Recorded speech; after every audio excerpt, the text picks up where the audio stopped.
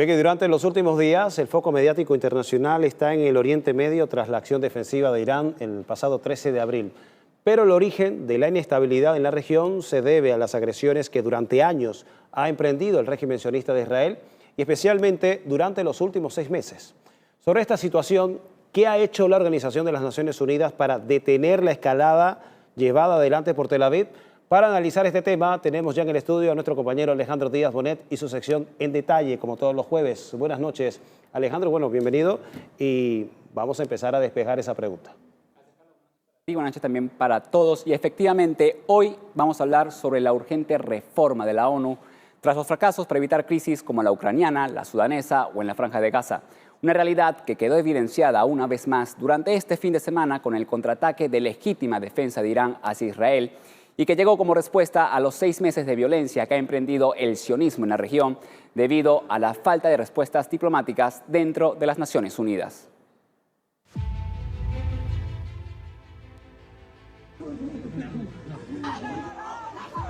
Oriente Medio se ha convertido en una bomba de tiempo activada en los últimos años por el sionismo israelí y Estados Unidos. En 6 meses de la guerra en Gaza, más de 1000 israelíes fallecieron en el ataque de Hamas y 240 fueron secuestrados. En la franja ya son más de 33.000 los palestinos muertos por una ofensiva israelí que deja 2 millones de desplazados. Los hutíes siguen realizando operaciones militares exitosas contra los navíos allí en el Golfo de Adén. Y cada segundo que pasa está más cerca de un inminente estallido. Bombardeo en Damasco contra el edificio en el que se encuentra el consulado de Irán. Israel bajo ataque. Por primera vez en la historia, Irán ataca directamente territorio israelí. Pero por muy cerca que esté por explotar la región, los intereses geopolíticos y económicos en el seno de la ONU han obstaculizado cualquier proceso para desactivarla o al menos ralentizarla.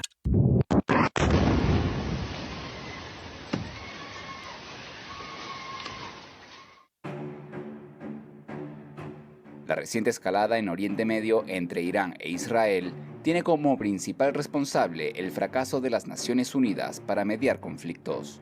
Por más que se ha denunciado el genocidio sionista contra el pueblo palestino en la Franja de Gaza, el sistema de la ONU es incapaz de frenar la impunidad con la que opera Tel Aviv. En contra. Estados Unidos volvió a vetar este martes por tercera vez una resolución del Consejo de Seguridad de la ONU sobre un alto el fuego inmediato de la guerra en Gaza. Una realidad que también se vio reflejada cuando Israel violó la Convención de Viena al bombardear el consulado iraní en Siria el 1 de abril de 2024. No, a bombazo limpio y diciendo que he sido yo, esto sería causa de guerra. Y desde luego de unas sanciones, si fue la ONU funcionaria y el Consejo de Seguridad funcionara, claro, de unas sanciones contra el país agresor tremendas. Pero nada de esto va a pasar. También, en una conversación telefónica con el secretario general de la ONU el 2 de abril, el ministro de Exteriores del Irán discutió la situación y pidió que se tomaran medidas adecuadas y se condenase firmemente este horripilante crimen por parte de la comunidad internacional.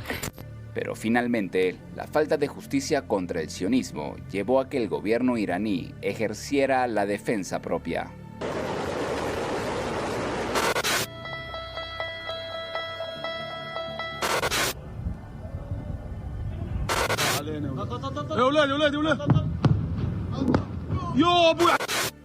Revelando una vez más el doble rasero de Occidente, quienes un día después del contraataque de Irán se reunieron en el Consejo de Seguridad de la ONU por petición de Israel. Un desfile de intereses que el representante de Rusia en la ONU no pudo dejar pasar. Cuando nos reunimos en esta sala el 2 de abril para discutir el ataque de Israel a la instalación consular de la República Islámica de Irán, advertimos sobre la necesidad de una fuerte señal unificada del Consejo sobre la inadmisibilidad de tales acciones. ¿Qué fue lo que entonces escuchamos de las delegaciones occidentales?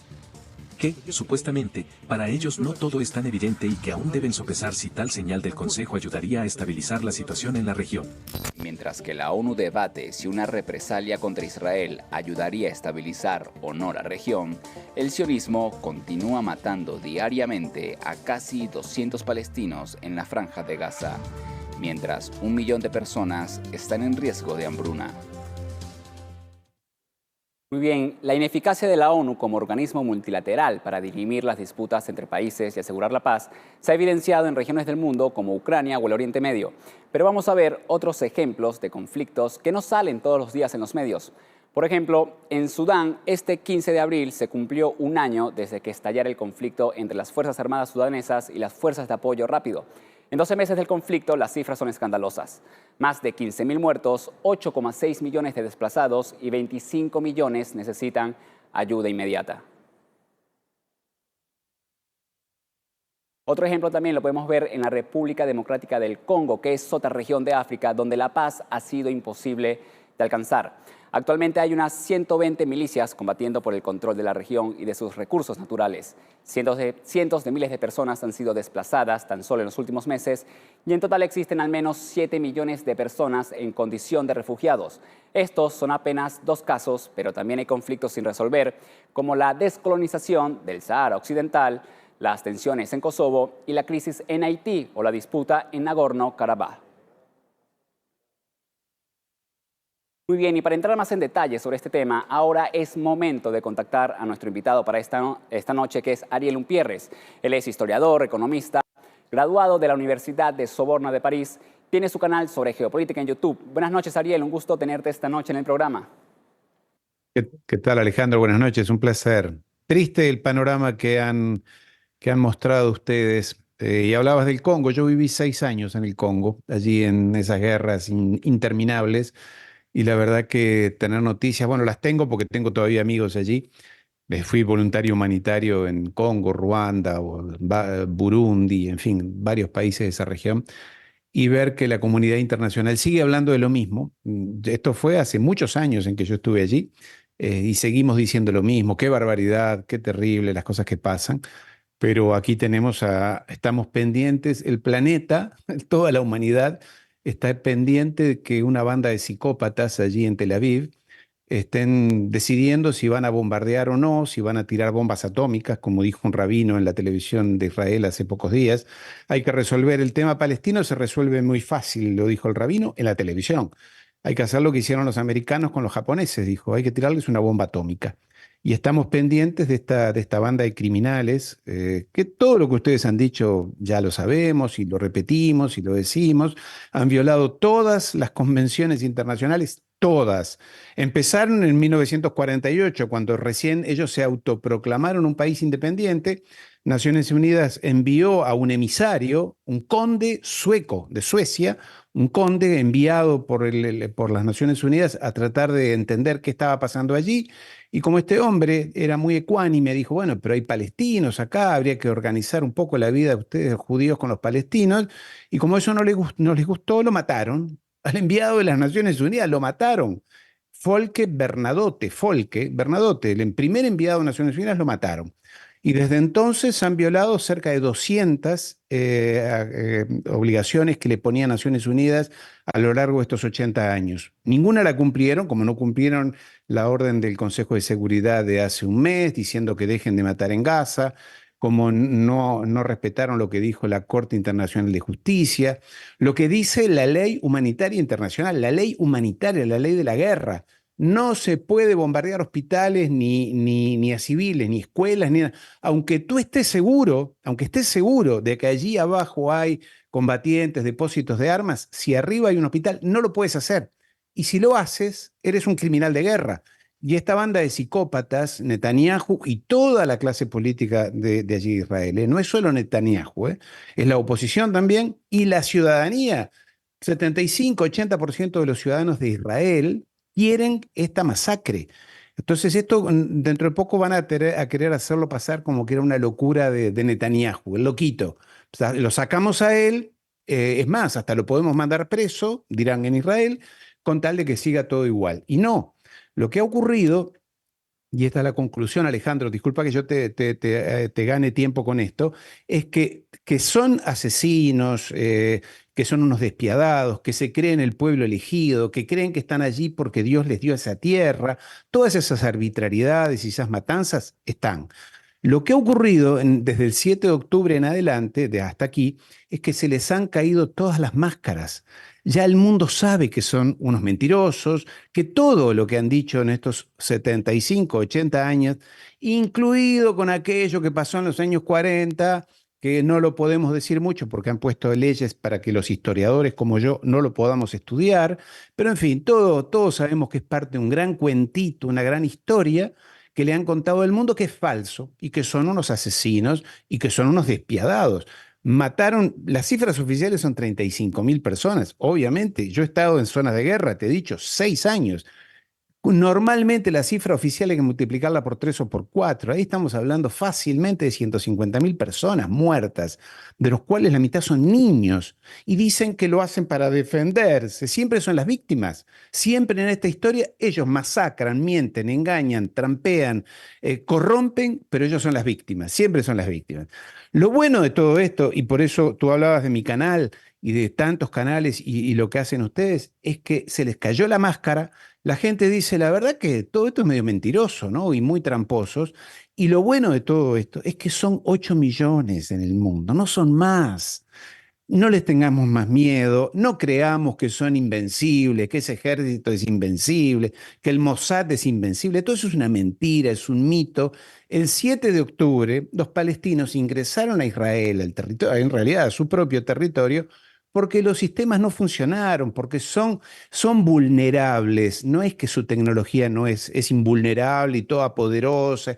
Son vulnerables. Los hermanos Hezbollah los sacaron a patadas del sur del Líbano en el 2006 y ahora Irán porque se está reteniendo, porque no quiere pasar a cosas mayores, si no lo hacen desaparecer del mapa a ese país que es un país de fantasía, es de pacotilla, es un engendro de la naturaleza. Todo lo que hay en Israel viene de Estados Unidos, de Inglaterra, de Francia, no producen nada.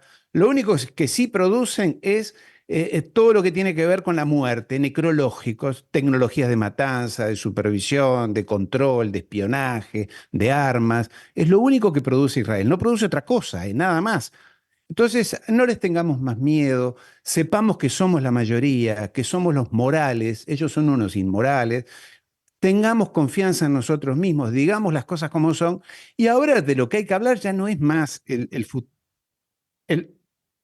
futuro del Estado palestino. Eso ya forma parte, sí. De lo que hay que hablar es de qué va a pasar con ese enclave sionista allí y con esos 8 millones de personas que no tienen futuro histórico.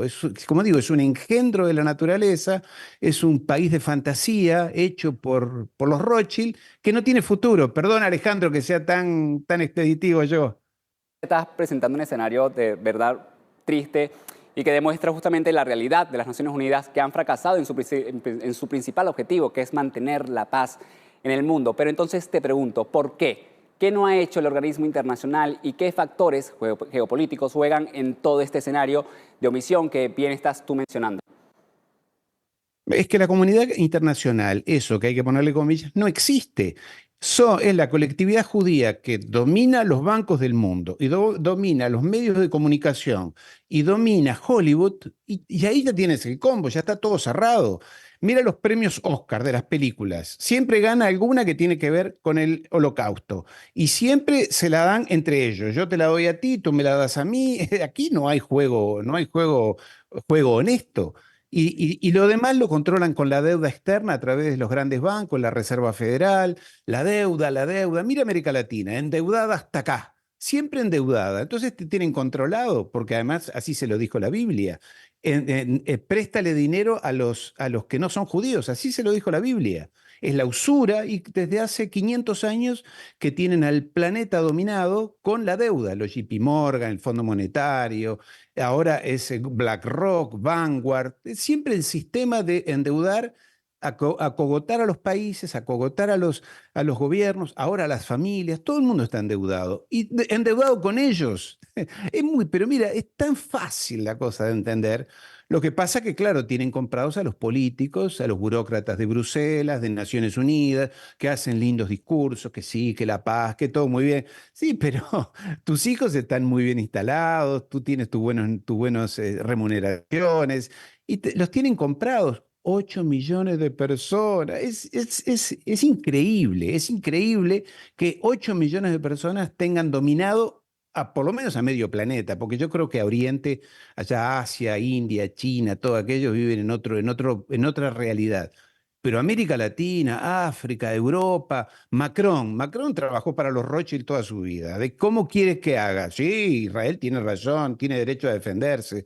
El otro día le preguntaron al secretario de Defensa, me río por no llorar, porque ya lloro bastante durante el día mientras las cosas que veo, al secretario de Defensa de los Estados Unidos, a este señor negro, no es afroamericano, es negro, hijo de esclavos, y que hoy dice que no tiene evidencias que haya un genocidio allí. No, no tengo evidencias que haya genocidio, pero amigo, no sé, este hombre vive en otro planeta, porque las evidencias saltan a la vista. Y además ellos dicen, lo dicen en televisión y en los medios de prensa en Israel, hay que matarlos a todos, pero lo dice todo el mundo allí, los periodistas, los empresarios, la población. También es cierto que hay que decir que los judíos ricos y de clase media rica ya se fueron de Israel. Allí quedaron los piojosos, quedaron los lúmpenes, los que no tienen futuro en sus propios países, los que se fueron con nada y por eso están allí en casas robadas a palestinos. Pero la clase media y los profesionales, empresarios y los ricos ya se fueron hace rato. Ahí no está viviendo el hijo de los Rothschild o el hijo de Soros o de Morgan. No, allí viven los piojosos del mundo, que además se creen que son los iluminados y elegidos por Dios, Alejandro. Una barbaridad esto. Y justamente, para ya brevemente, porque nos queda poco tiempo, en los últimos días hemos visto cómo en el seno de la ONU, cómo Israel ha insistido en responder al contraataque de Irán en medio de una asamblea general que pide contención a ambas partes, pero que no es contrapeso en las decisiones del Consejo de Seguridad. ¿Qué escenarios pueden presentarse en la región en los siguientes días si no se actúa de manera diplomática? Es que estos ya dijeron, mira, lo tengo aquí en otra pantalla, nosotros vamos a hacer lo que querramos, les dijo Netanyahu a Washington. Washington, la preocupación que tiene Biden es que tiene elecciones en pocos meses y las va a perder, y si encima se arma una guerra más importante allí, esto será catastrófico para sus elecciones. No es que les importe la vida de los palestinos. Yo creo, y esto ya es para un debate más largo, en mi canal hay muchos análisis de este tipo, los sionistas de Israel, los judíos sionistas de Israel, creen en que la historia tiene un fin y que para ese fin lo que tiene que ocurrir es que haya una guerra, una gran guerra, así lo dicen, entre Oriente Islámico y Occidente cristiano. Se tienen que pelear ellos. Ellos siempre buscan que se peleen los hermanos, ¿no? Y cuando ellos se peleen y se entrematen, nosotros vamos a triunfar y vamos a instalar el gobierno mundial. Así lo dicen, Parece alucinante, pero así lo dicen y lo repiten en medios de comunicación, en sus textos y demás. Y ellos dicen que el gobierno mundial será la Agenda 2030, Davos, en fin, ellos, el esquema que tienen es que quieren la guerra, y no solamente regional, la quieren con los europeos. El choque de civilizaciones de Huntington, aquello de que cuando Oriente Islámico o musulmán y el Occidente cristiano se peleen, entonces nosotros vamos a ser los que vamos a gobernar el mundo. Les parece alucinante, parece un delirio, pero esa es la cosmovisión que tiene esta gente y el escenario que nos están preparando, ¿no? Y en un minutico, respóndeme, ¿hay posibilidades una real posibilidad de que exista una reforma pronto en las Naciones Unidas, tomando en cuenta todo este escenario que se está presentando en el mundo? No, reforma sustancial no. Ellos tienen el poder y no lo van a soltar. ¿Por qué van a soltar el poder si lo tienen? Tienen a todos comprados, a todos los gobiernos comprados, por eso muy gloriosa la actitud de Petro en Colombia, de Lula en Brasil. Bueno, ahora tenemos a Milei poniendo una base del ejército norteamericano aquí en el sur, en la Patagonia. No, yo no creo que haya cambios. Creo que lo que tiene que haber es realmente un cambio muy profundo, que no pasa por cuestiones diplomáticas. Los diplomáticos son burócratas que quieren ganar muy buen dinero, 30, 40 mil dólares por mes, sin pagar impuestos, con todos sus gastos pagados, que sus hijos hagan carrera, que tengan algún trabajo en algún banco justamente de esta gente, y nada más. ¿Por qué van a cambiar? No quieren cambiar nada. Y los políticos, ya sabemos, están todos comprados. Entonces, la esperanza es que venga un cambio sustancial de verdad. Diplomático, no, no. Además, mira, 143 países dijeron queremos que Palestina sea miembro de las Naciones Unidas. Se lo dijeron hoy, 143, 149. Y uno solo, el sheriff, dijo no. Estados Unidos dijo no. Y bueno, ya está, no hay más, no se puede discutir más. Yo no quiero. Entonces, como él no quiere, no se hace nada, no se puede hacer nada. Y como son el país más poderoso del mundo, según dice Hollywood. Yo creo que no es así, pero bueno.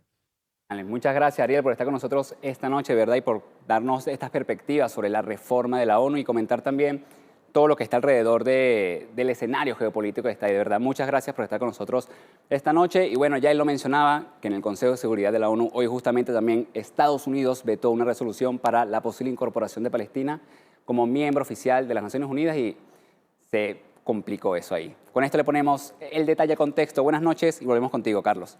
Bien, se impuso la tiranía del veto y Estados Unidos, consecuente a su tradición diplomática en las Naciones Unidas, ha obstaculizado, como bien lo mencionas, la incorporación del Estado palestino como un miembro pleno al concierto de las naciones, y lo cual contrasta mucho con su relato en otros escenarios de que apoya la solución de los dos estados, pero parece improbable que lo haga mientras en el Consejo de Seguridad se opone al reconocimiento de Palestina. Muchísimas gracias, Alejandro Díaz Bonet, y a su invitado Ariel Umpierres, quien nos ha ilustrado, nos ha dado consideraciones al respecto de este tema abordado hoy en la sección En Detalle.